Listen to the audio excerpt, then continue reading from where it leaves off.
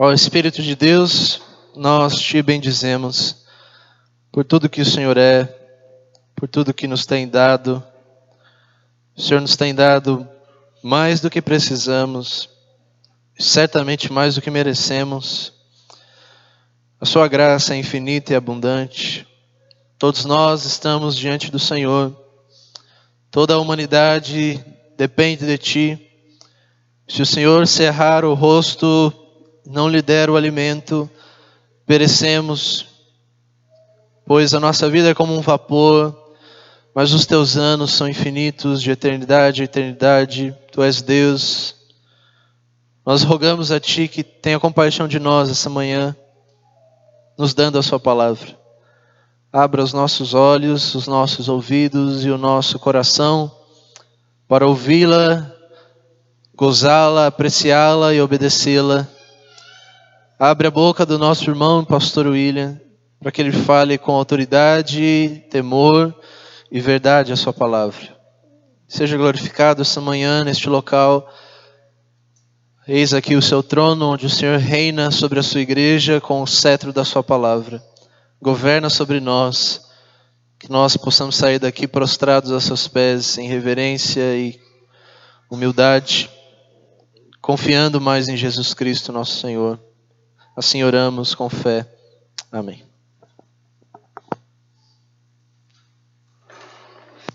Irmãos e irmãs, bom dia a todos. Vamos abrir a palavra de Deus no Evangelho de Lucas, capítulo 11.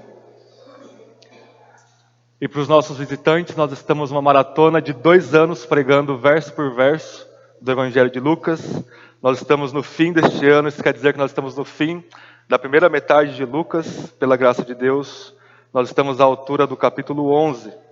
E após os 9 capítulos de Lucas nos introduzindo quem é Jesus Cristo, o Messias, Filho de Deus, o foco agora é em como nós, como discípulos, vamos seguir a Jesus. O foco de Lucas agora é o discipulado cristão. E nós vamos ter a partir desse sermão, alguns sermões sobre o reino de Deus, porque vai ser o foco de Lucas nos próximos capítulos. E a junção é muito simples, irmãos. Ser um discípulo de Jesus se traduz, em outras palavras, a ser um cidadão do reino de Deus. Se você segue a Jesus, você é um servo de Deus em seu reino inaugurado por Jesus, nosso Senhor. É por isso que Lucas vai nos falar agora sobre o reino de Deus. Lucas capítulo 11. A leitura é um pouco extensa, mas ela é necessária, do versículo 14 até o versículo 36. É muito bom pregar em passagens pequenas da Bíblia, porque a gente pode aprofundar bastante, mas é igualmente bom pregarmos longos trechos da Bíblia, para nós aprendermos a lermos a Bíblia em sua unidade, em seu fluxo da narrativa, e vermos não fragmentos isolados, mas a unidade do conselho de Deus para nós. Amém? Façamos a leitura, depois da leitura eu lhe dizer essa é a palavra do Senhor. Todos os que creem respondam com sonoro amém. Nós vamos orar mais uma vez. Todos acharam?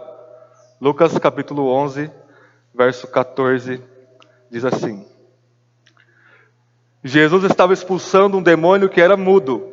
E quando o demônio saiu, o mudo falou, e a multidão ficou admirada. Mas alguns disseram: ele expulsa os demônios por meio de Beelzebu, o chefe dos demônios. E outros, para colocá-lo à prova, pediam-lhe um sinal do céu. Ele, porém, conhecendo-lhes os pensamentos, disse-lhes: todo reino dividido contra si mesmo será destruído, e uma família atacará a outra família. Então, se Satanás está dividido contra si mesmo, como o seu reino sobreviverá? Pois dizeis que eu expulso os demônios por meio de Beelzebu. E se eu expulso os demônios por meio de Beelzebu, por que os vossos filhos os expulsam? Por isso eles mesmos serão os vossos juízes. Mas se é pelo dedo de Deus que eu expulso os demônios, então o reino de Deus chegou a vós. Quando o homem forte e armado guarda sua casa, os seus bens estão em segurança. Mas chegando outro mais forte do que ele, vencendo, tira-lhe todas as armas em que confiava e reparte os bens que tomou. Quem não está comigo está contra mim, e quem comigo não ajunta, espalha. Quando o espírito impuro sai de um homem, anda por lugares áridos, buscando repouso. Se não encontra, diz: voltarei para minha casa de onde saí. E chegando, encontra-a varrida e enfeitada. Então vai e leva consigo outros 7 espíritos piores do que ele, e entrando habitam ali. E o último estado desse homem torna-se pior do que o primeiro. Enquanto ele dizia essas coisas, uma mulher entre a multidão levantou a voz e lhe disse: Bem-aventurado o ventre que te gerou e os seios que te amamentaram. Mas ele respondeu: Antes, bem-aventurados que ouvem a palavra de Deus e as praticam. Como a multidão aumentava, ele começou a dizer: Esta é uma geração perversa. Ela pede um sinal, mas nenhum sinal lhe será dado a não ser o de Jonas.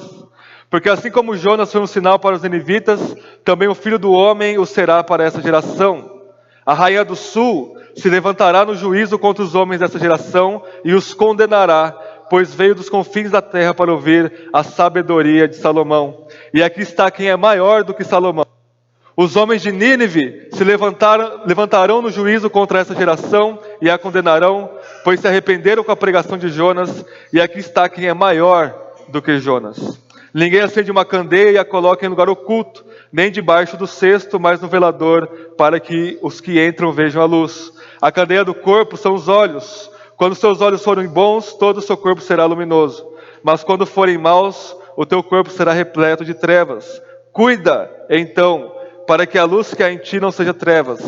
Se pois o teu coração, se o teu corpo todo ser luminoso ou iluminado, sem parte alguma em trevas, ele será todo luminoso, à semelhança da candeia que te ilumina com seu resplendor. Esta é a palavra do Senhor. Vamos orar mais uma vez? Senhor, a sua revelação é o fundamento e a base da nossa vida, é o artigo pelo qual a nossa igreja e todas as igrejas se mantêm em pé ou caem, e nós estamos diante dela, Senhor. Isso significa que estamos diante de Ti, diante do Seu trono de graça e misericórdia, e nós rogamos a Sua graça neste momento, ó Deus, graça abundante para os piores pecadores que somos nós. Que o Senhor fale conosco pela Sua palavra, pelo poder do Seu Espírito, na centralidade da pessoa do Seu Filho Jesus. Senhor Jesus, confessamos e cantamos que Tu és o Rei, e o Senhor governa a Sua igreja, a Sua noiva, com o cetro da Sua palavra. Exponha, Deus, a Sua palavra a nós, e os nossos corações exponha diante da Sua palavra, nos leves-nos diante de Ti, e nos façamos novos. Renove-nos, Senhor, pelo Seu poder e pela Sua graça, em nome de Jesus. Amém. Irmãos e irmãs, o nosso mundo está um caos e uma desordem, desde que Adão quis ser criador e não criatura, desde que o primeiro casal intentou a grande rebelião contra Deus e quis tomar o trono de Deus em seu ato rebelde, ingrato, e clamando que Deus não era suficiente para eles, e Deus pronuncia como justo e santo a justiça e a condenação deles. Mas no mesmo capítulo 3 de Gênesis, ao pronunciar o julgamento, Deus pronuncia a promessa da salvação. Ele diz que o filho da promessa, o filho da mulher, iria esmagar os filhos da rebelião, os filhos da serpente, e que Deus iria dar um jeito na bagunça em que nós nos encontramos. E todo o Antigo Testamento, desde então, começa a profetizar e a proclamar que Deus vai dar um jeito na desordem e no pecado que há no mundo. Deus irá por fim em toda a rebelião, em toda a desordem, em todo o caos, sofrimento e morte. E os profetas, inspirados por Deus, eles olham para o futuro e eles veem Deus agindo e restabelecendo o seu reino muito mais glorioso do que era no Éden. Mas quando os profetas olham para frente, irmãos, eles veem duas montanhas, uma menor do que a outra, mas está tão distante, mas tão distante, que é como se fosse uma montanha só, que é o reino de Deus. E quando nós temos a plena revelação de Jesus, nós vimos em perspectiva que são duas montanhas. A primeira vinda de Jesus e a segunda vinda dele. Jesus, ele inaugura o reino de Deus, e tudo o que é profetizado e prometido no Antigo Testamento é inaugurado com a vinda de Jesus. Mas ainda não é terminado, e quando ele voltar na sua segunda vinda, ele irá consumar tudo aquilo que ele já começou a fazer em sua vida, morte e ressurreição. E o grande tema, então, irmãos, nosso texto é o reino de Deus. Os profetas profetizavam: Yahvé, o Deus Criador, ele irá vir a Sião, ele irá derrotar todos os seus inimigos, Ele vai estabelecer o seu povo e o seu reino e vai reinar paz para sempre. Isaías 9 que nós cantamos. O príncipe da paz vai restaurar tudo aquilo que Adão condenou e estragou na criação. E quando Jesus vem, ele não traz tudo de uma vez como se era esperado, mas ele inaugura o reino de Deus, e é isso que o nosso texto está dizendo. Verso 14 diz que Jesus estava expulsando um demônio que estava causando a mudez em um certo homem, e quando o demônio saiu, ele falou e a multidão ficou admirada com isso. E Jesus não está sendo apenas um milagreiro aqui, irmãos. Ele não está sendo apenas um mestre operando milagres simplesmente para abençoar o povo. Toda vez que Jesus agia, como nós vimos até aqui no Evangelho de Lucas, curando enfermos, expulsando demônios, ressuscitando mortos, ministrando aos pobres e doentes e cativos, ele estava manifestando o reino de Deus na terra. Ele estava destronando Satanás e manifestando que ele era o rei e que ele estava reinando, e aonde ele tocava, passava e ia, ali estava a atmosfera da restauração da criação, ali estava o ambiente em que Deus reinava absolutamente. E o texto continua dizendo que os fariseus, ou muitos ali da multidão, estavam reclamando de Jesus ter expulsado demônios, estavam dizendo que Jesus expulsava demônios por Beelzebu, ou por Satanás, o chefe dos demônios. E o relato de Mateus diz que isso constitui-se a blasfêmia do Espírito Santo. Isso constitui você dizer que o Messias, o Rei dos Reis, é o diabo, ou está operando em favor do diabo, e que a manifestação do seu reino pelo Espírito é a manifestação do diabo, e você está vendo o Verbo encarnado na sua frente. Isso é o pecado imperdoado aqui, a blasfêmia do Espírito. E verso 16 diz que outros, para colocá-lo à prova, pediam-lhe um sinal do céu. Já que você não expulsa os demônios por Beelzebu, eu quero que você prove então que você está expulsando pelo reino de Deus. E Jesus, em vez de provar com um sinal, ele ensina. Ele diz no verso 17, conhecendo os pensamentos dele, que todo reino dividido contra si mesmo será destruído e uma família atacará outra família. Então, se Satanás está dividido, ou seja, se eu estou expulsando Satanás pelo poder de Satanás, o que não faz nenhum sentido, então o diabo está doido. O reino dele que ele quer avançar está sendo destruído por ele mesmo. Jesus usou uma lógica inquebrável aqui, imbatível contra os seus oponentes. E ele diz no verso 20: mas se é pelo dedo de Deus que eu expulso os demônios, então o reino de Deus chegou, já chegou. Aquilo que era para acontecer só na nova criação restaurada, já chegou a vós. E a expressão dedo de Deus, quando Mateus relata isso, ele marca como se eu expulso os demônios pelo Espírito de Deus. É sinônimo. A atividade de Deus, a mão de Deus, o dedo de Deus agindo, é a própria presença do Deus Espírito, agindo através do messiado, do messianismo de Jesus, em seu reino inaugurado. Então ele diz no verso 21, quando um homem forte e armado guarda sua casa, quem está se referindo aqui, irmãos? O próprio diabo. O diabo é o homem forte e armado que está guardando o seu reino, guardando a sua casa, e os seus bens estão em segurança. Mas chegando o outro mais forte, quem que é mais forte aqui? Jesus, homem. Jesus, o Deus e homem, em sua humanidade, ele é mais forte do que o diabo. Ele vence o primeiro homem mais forte, tira-lhe todas as armas em que confiava e reparte os bens que o tomou. Vocês veem? Jesus está dizendo que ele é mais forte que o diabo. Isso era inconcebível para um homem dizer no primeiro século.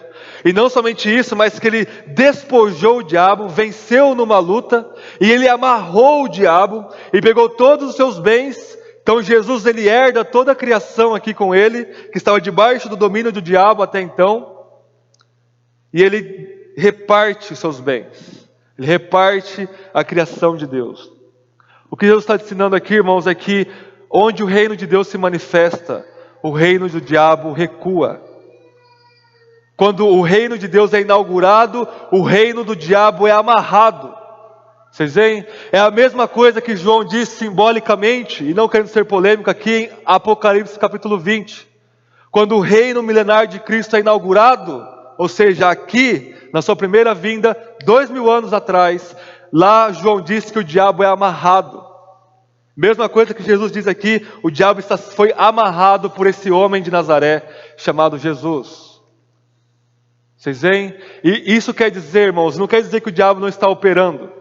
Isso quer dizer que o diabo foi limitado em seu poder e em sua atuação. Isso quer dizer que o seu reino começou a desmoronar. Assim como o reino de Deus só foi inaugurado, a inauguração da destruição do reino do diabo foi inaugurada junto com ele. Isso quer dizer que o diabo não pode destruir a igreja. Isso quer dizer que o diabo não pode enganar as nações no sentido de extinguir a verdade de Deus do mundo.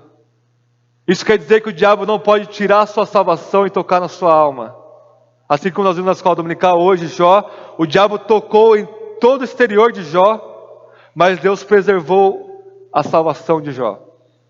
Isso que significa que o diabo foi amarrado, o seu reino começou a ruir e o reino de Deus começou a ser inaugurado, irmãos. Começou a ser expandido na pessoa de Jesus Cristo, o rei deste novo reino.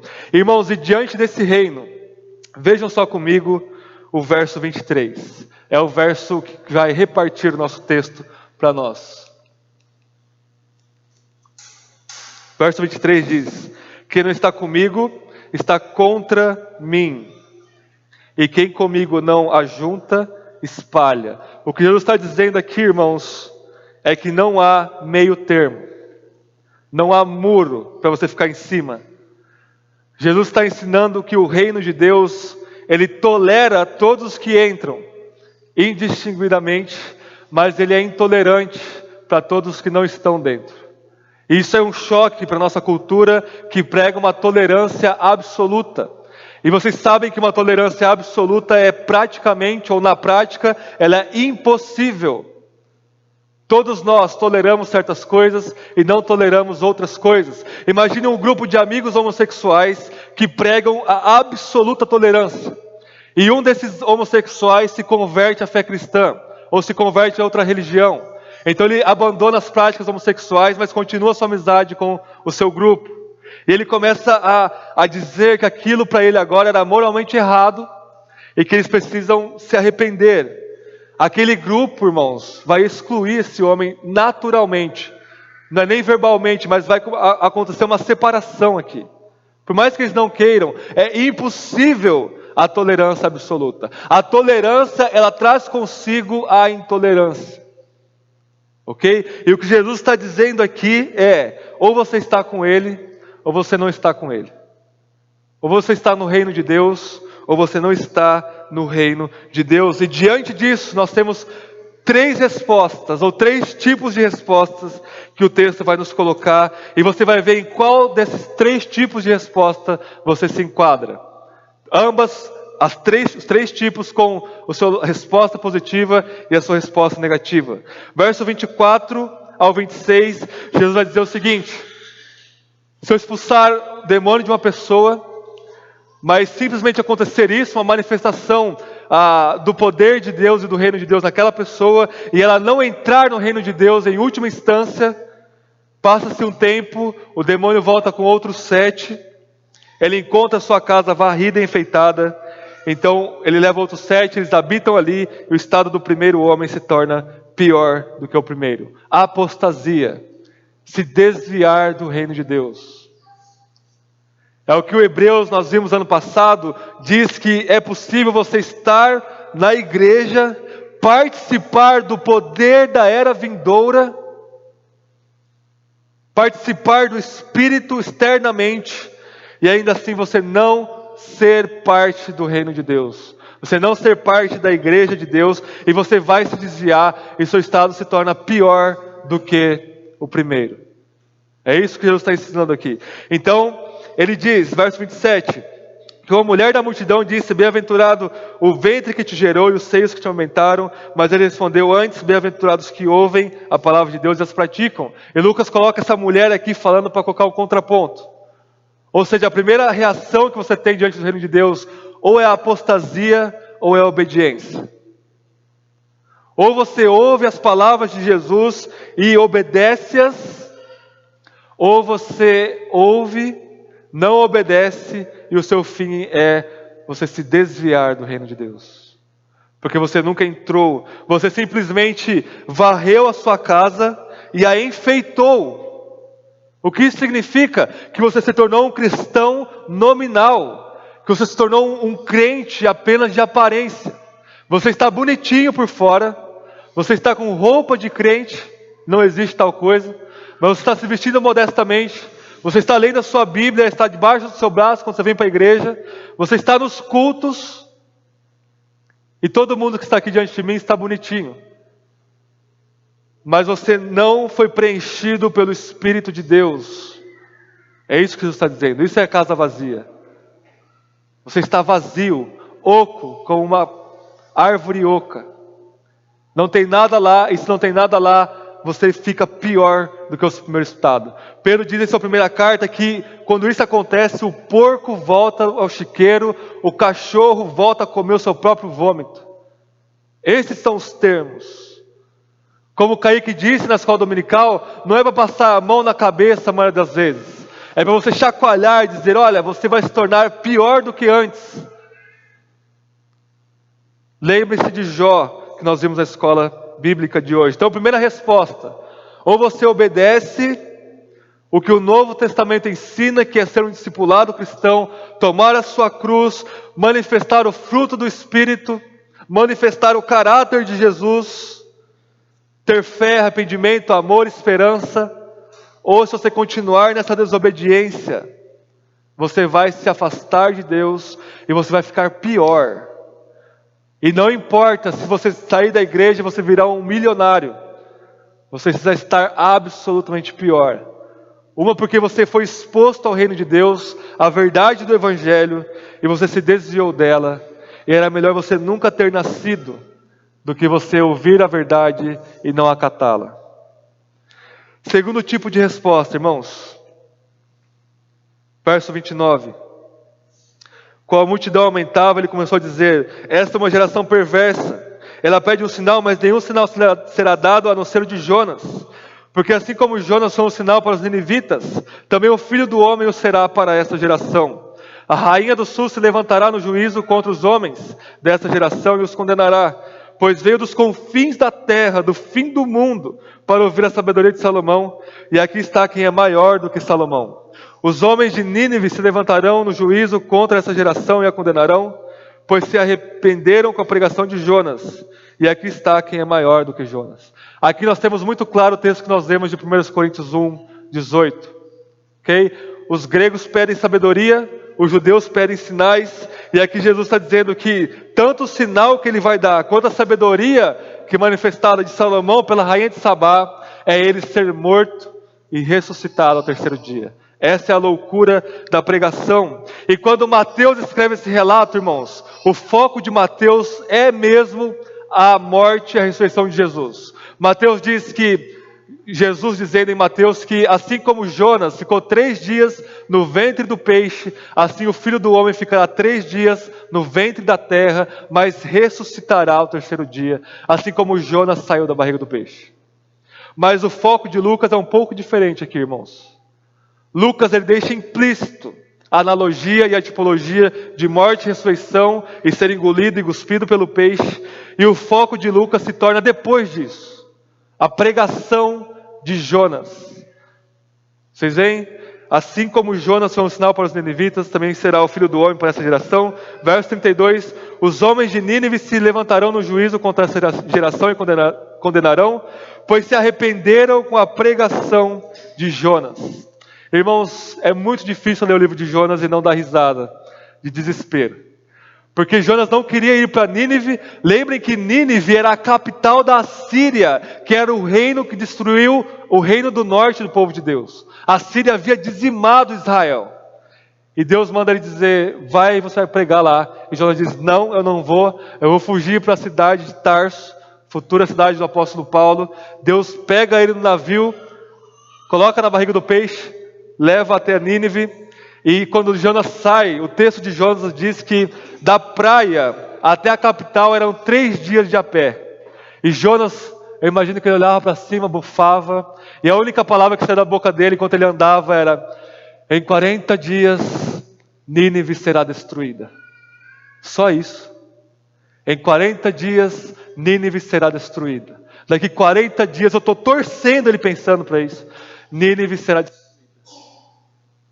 O rei de Nínive se converteu, se arrependeu, colocou pano de saco, toda a cidade se arrependeu, todos eles choravam e clamavam ao Deus de Jonas, simplesmente por essas palavras, uma palavra de condenação.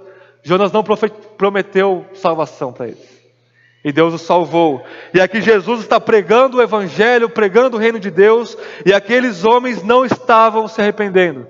Jesus está dizendo: venham a mim. Ele não está dizendo: olha, vocês serão destruídos daqui 40 dias. Não, venham a mim, se arrependam, creiam e entram no reino de Deus. Todo aquele que vir a mim, eu de maneira nenhuma o lançarei fora. Eu sou a encarnação da graça, do amor incondicional e da misericórdia.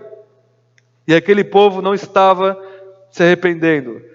Então, irmãos, diante do reino de Deus, da pregação do reino de Deus, nós temos duas respostas: ou nós nos arrependemos, ou nós somos condenados. Ou nós dizemos sim, recebemos a Jesus e nos arrependemos, ou nós dizemos não, como esse pessoal aqui que estava comprimindo Jesus, e nós somos condenados. Não há meio termo.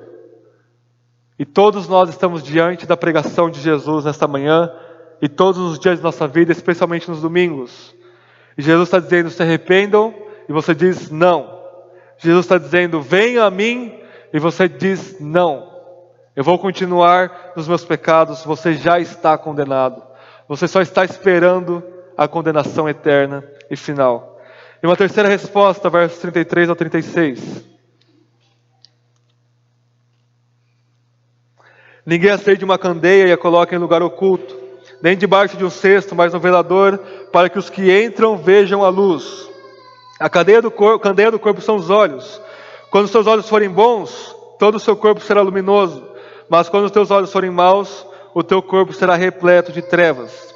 Cuida então, para que a luz que há em ti não sejam trevas. Se pois o teu corpo todo estiver iluminado, sem parte alguma em trevas, ele será todo luminoso, à semelhança da candeia que te ilumina com o seu esplendor. Jesus está dizendo que ou você está na luz, ou você está nas trevas. Ou você está na luz do reino de Deus, ou você está nas trevas do reino do diabo. Mas o ponto aqui é o verso 35, onde ele diz, em outras palavras: se você acha que você tem luz, mas essas luzes forem trevas, quão grandes trevas serão? Ou seja, é possível você tentar falsificar a luz do reino de Deus na sua vida. É paralelo o que Jesus está ensinando aqui, irmãos. Ter luz, mas essas luzes serem trevas, serem falsas luzes, é a mesma coisa que você ter a sua casa varrida e enfeitada, ela está vazia. Mas lá o foco é a apostasia, aqui o foco é você tentar permanecer no reino de Deus, exteriormente, e a sua luz ser trevas. Você acha que é luz. Vejam que o texto diz que ele usa a linguagem de luz para dizer: olha, você está 100% de certeza que a sua luz é luz de verdade. É o brilho do reino de Deus. Mas na verdade elas são trevas. E como saber disso? É muito simples. A luz que você está brilhando é a luz de Jesus. É a luz do reino de Deus. É o fruto do Espírito.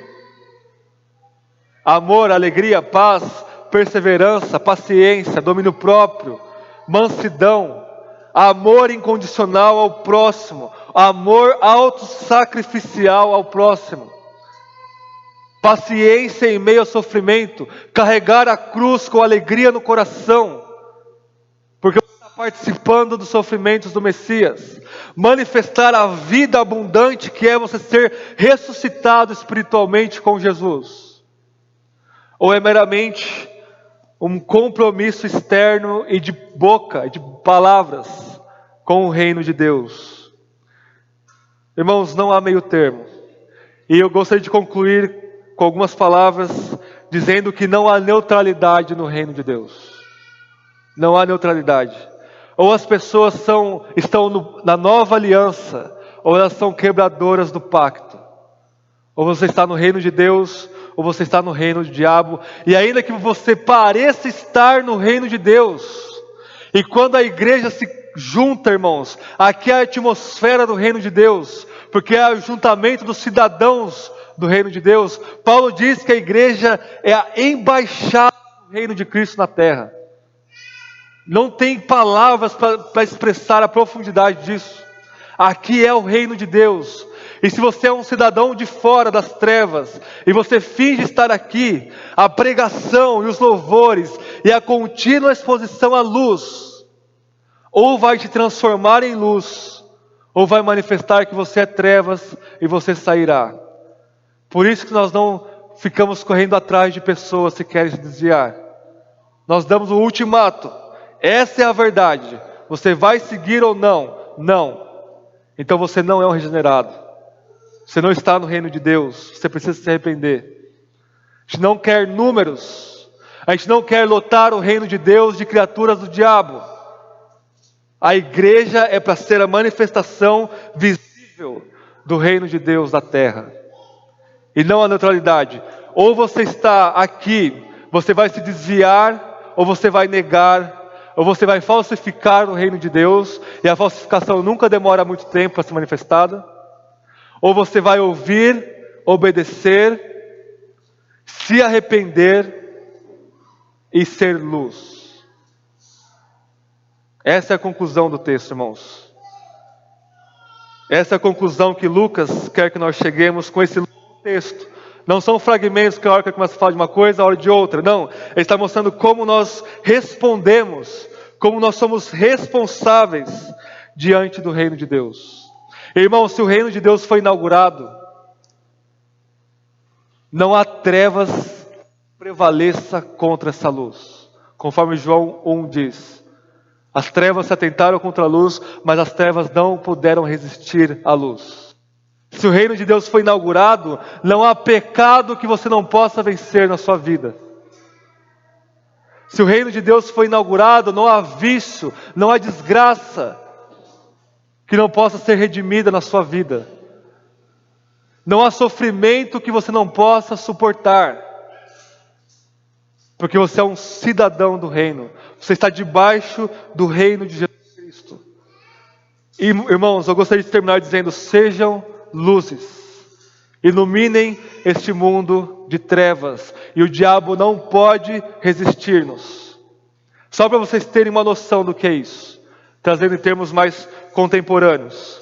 Imaginem que Hitler tenha vencido a Segunda Guerra Mundial, hipoteticamente falando. Imaginem que o reino do Terceiro Reich, ou do seu reinado de Hitler, tenha prevalecido em todo o mundo. Todos nós somos nazistas agora. Mas imagine que existe um grupo de 12 judeus que ainda não foram mortos. Consegue imaginar? E não são como os bastardos inglórios. Nenhum deles sabe lutar. E Hitler move todo o seu exército, toda a sua força aérea, sua força naval, o seu exército por terra, todo o planeta Terra está movido para matar 12 homens fracotes. Então esses homens vencem 3.000 nazistas, depois vencem 5.000, depois vencem centenas de milhares, e o reino de Hitler começa a se abalar e se acabar. Foi exatamente o que aconteceu, mas com proporções infinitamente maiores. 12 apóstolos, 12 pescadores miseráveis, contra eles a maior religião, o judaísmo contra eles, o maior império, o Império Romano contra eles, e por detrás disso o próprio diabo e todo o inferno estava o único propósito de derrotar esses 12 homens. Então Pedro prega, 3.000 se convertem, passam do diabo para o reino de Deus. Pedro prega, 5.000 se convertem, que a gente vai ver daqui 2 anos no livro de Atos. Converte-se o maior general do diabo, Saulo de Tarso, se torna o maior proclamador do reino de Deus. E desde então, irmãos, massacre após massacre com a igreja, morte após morte, nada pode impedir o avanço do reino de Deus. Nada. Essa semana, um babaca do Rio de Janeiro, professor da Federal, de uma das faculdades de lá, disse: diante dos acontecimentos da Bolívia, eu torço para que o pessoal lá pegue armas e matem esses evangélicos. Irmãos, eu não fico espantado com isso. Isso é o próprio diabo falando há 2000 anos. Matem os cristãos, impeçam o reino de Deus. É como a visão de Daniel, quando aquela pedrinha esmaga os reinos do mundo, o reino do diabo, ela vai crescendo, se torna uma grande montanha e nada pode impedir isso. Portanto, sejam luz. Certifiquem-se que a luz que há em vocês é a luz do Messias, do Rei Jesus, e brilhem. É isso que Jesus termina esse seu sermão aqui. Não fiquem debaixo da mesa, coloquem-se no alto e brilhem a glória de Jesus e a luz do reino de Deus, porque não há diabo e demônio no inferno que possa impedir isso. E avancemos, irmãos, o reino de Deus nessa terra. Vamos orar.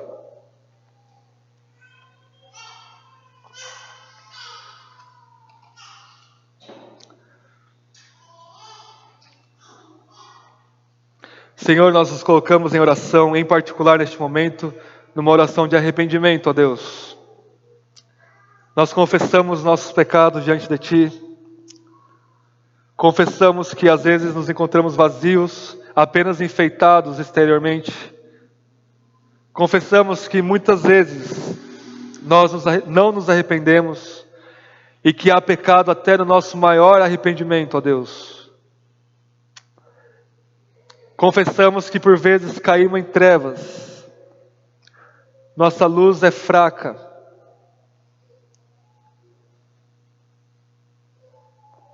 Senhor, conceda-nos um legítimo arrependimento, uma genuína luz do Seu reino. Conceda-nos, ó Deus, obedecermos a Sua voz pelo poder do Seu Espírito. E Senhor, não para que nós possamos ou qualquer propósito imanente a nós mesmos, mas nós pedimos para a Sua própria glória, ó Deus, porque a manifestação do Seu reino resulta em glória ao Seu nome, Pai, Filho e Espírito. Tu, ó Deus triuno, reinas sobre tudo e sobre todos, e através do homem Jesus, do Verbo encarnado, do Rei messiânico, o Senhor reina sobre os nossos corações. Senhor Jesus, o Senhor desceu do céu, deixou a Sua glória para inaugurar o Seu reino em nossos corações e em nossas comunidades.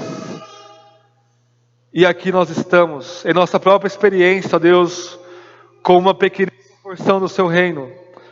Muitas e muitas tentativas do diabo se irromperam contra nós. Todos nós pensávamos que nós seríamos destruídos, mas aqui estamos, ó Deus, não por nós mesmos, mas porque é o Seu próprio e onipotente Espírito que age em nós, por nós e através de nós. Que nós venhamos a nos firmes na Sua luz, na Sua verdade, no Seu Evangelho, e que nós venhamos, ó Deus, a proclamar o Seu reino para este reino de trevas, proclamar a Sua alegria para este mundo depressivo e sem propósito, proclamarmos o Seu amor, ó Deus, para este mundo de ódio, a Sua paz para este mundo atribulado e em guerra. Manifeste-se em nós e através de nós, porque de Ti, por Ti e para Ti são todas as coisas. A Ti seja a glória, hoje e sempre, eternamente. Amém e amém.